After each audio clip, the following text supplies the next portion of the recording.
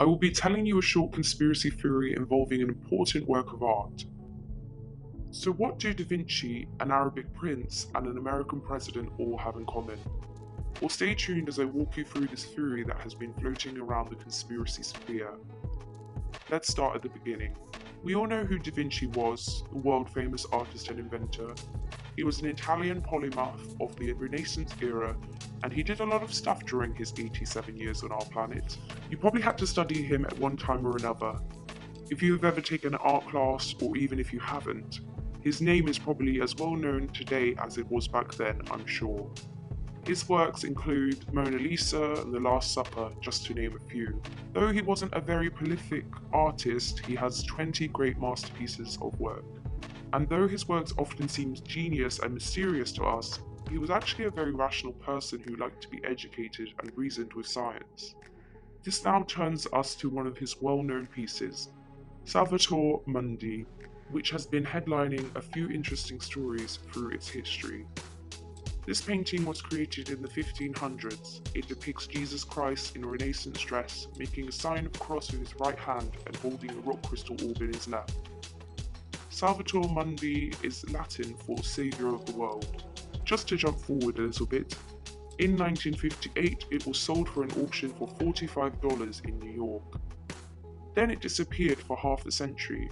It was found at a house auction and then went under repairs for almost 6 years. It was then thought of as being a copy of the original painting, some still pretending to believe this, whilst many experts claim it is the original. Oh, and guess what? In 2017, it sold for a whopping $450 million. That is the largest amount ever paid for a painting in the history of the universe. And to whom, you might ask? Well, that's where the prince comes in. Badia bin Abdullah bin Mohammed bin Farah Al Saud. Sorry if I said that completely incorrectly, but as you can tell by the names, this guy is obviously very rich and very important. He is currently the Minister of Culture in the Kingdom of Saudi Arabia, which I think must be quite nice for the country to have somebody be able to just slam down 150 mil for a very important piece of art history. However, this is where the conspiracy theory arises. Many people think that he overpaid for the painting, that for some reason he went over the estimated going rate of what the people consider an original Da Vinci painting should cost. In fact, he overpaid for it by $300 million. The 500-year-old painting was to take pride and place in the Abu Dhabi Department of Culture and Tourism.